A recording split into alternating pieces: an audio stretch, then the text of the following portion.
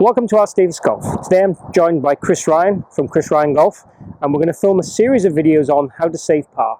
And it's going to show lots of different options around the greens and also situations like the one we have here today where you've just missed a fairway, and how we can give you the best strategy possible in order for you to save par and kind of maximize your scores. Get around the golf course in the lower number you can by using your brain and also using some of the techniques we give you to get the ball back into play or nearest the flag you can from the situations you come across. So today, Chris, we've got this situation here where we've missed the fairway off the tee this is a par 5 in this situation. So we're going to look at how we can get the golf ball back into play easily, risk-free, and obviously make par at worst, ideally. So the trees are the main thing, aren't they? Yeah. So they're the things that are giving us the most issues, really. You've got a pretty clear swing, haven't you? Yes, no issues in the swing. But we tend to see with a lot of golfers we teach, don't we? They tend to, when the situations get like this, they tend to either be over-adventurous with the club selection, and they might try and hit a wood or a rescue out here and think that's obviously going to hit the ball lower or long iron. What's the pitfalls in doing that, Chris, really? Well, it's just a little bit too risky, really, because, you know, we were talking earlier about it's looking at the percentages, you know, how often are they going to hit that rescue under these branches, 180 yards onto the green? It's going to be quite a small percentage. So they pull it off, fantastic. But we're really trying to make a par, but also taking the chance of a double or a triple out of it. So if we don't make a par, it's going to be a bogey. So it's kind of damage limitation, if you like. Yeah. When we look at our amateur scorecards, we'll see kind of par, 8, 9, and we're trying to make sure worst score they have is really bogey, double bogeys, but ideally from this kind of scenario, make a par.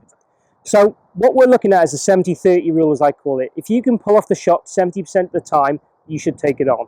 So in this case, we've got a nice wide gap, but the trees are obviously a bit overhanging, so we have to hit it low, and we want to get it back up the fairway far enough so we can get on our third shot in this situation. So the pitfalls of taking too long a club, obviously we create a shallow angle of attack. Even though there's less loft, so the ball flight launches lower, it creates a very shallow angle of attack, and that means we're going to struggle to get really good contact. And quite often we'll get caught up with the long grass as well. You won't get the launch to get up and out quick enough. So we want to get something that launches high enough to get out of the trouble we're in, but also stays low enough so it doesn't hit the branches.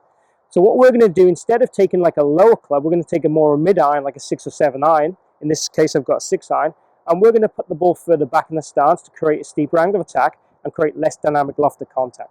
This will make the ball launch lower and have a lower overall trajectory. I think that's key, isn't it? The people see the trees and think it's got to go low, and they go straight for maybe a rescue club or a 3 iron. Yeah. And whilst that's got sort of lower loft, because the club's longer, the approach angle is too shallow. They enter the grass a good foot before the ball. Yeah. We lose all the speed, and the ball doesn't go out the grass. So, like you said, we're going to take a 6 iron, turn it into a 3 iron loft, but because it's a shorter shaft, we steepen the angle approach. It's much more consistent. It's easy to get the strike. It's a steeper approach. That's generally how we want to play it. Yeah, ideal. And we're moving the ball obviously further back in the stance. It means that, again, we're hitting less grass before the ball, so it ensures that contact. So in terms of how we're going to play it, then 6 iron would normally play just left to center. I'm going to move the ball position here just right of center. I'm going to put more weight towards my lead leg. And again, this all leads to me hitting down on the ball, less grass interaction. And I'm also then going to keep my hands ahead of the ball opposite my inside left thigh, again, to de-loft that static loft, which will help keep that dynamic loft down when I hit the golf ball.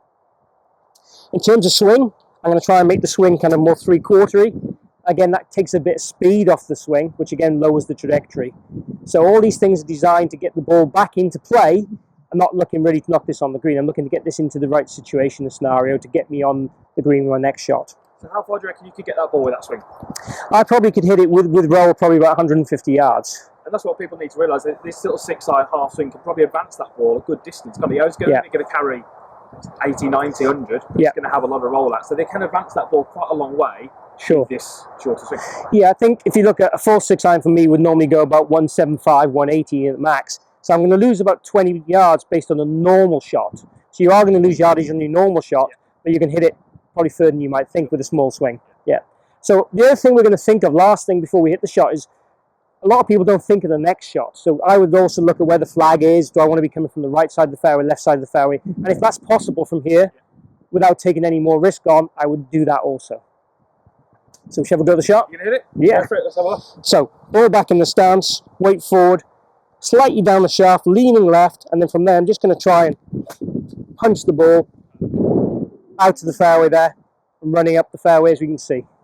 So nice low ball flight. Managed to get a lots of interaction there. You can see quite a steep approach. That's kind of what we set at address, wasn't it? You know, Yep. the weight left, hands forward, the ball back. Steeper approach. You didn't hit much grass before the ball. No. Perfect. So the contact sounded great. Yep. Nice low ball flight. A little bit of right to left back in Yep. play.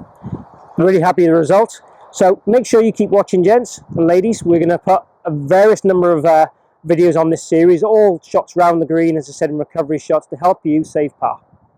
Thanks for watching, and make sure you subscribe and like the video.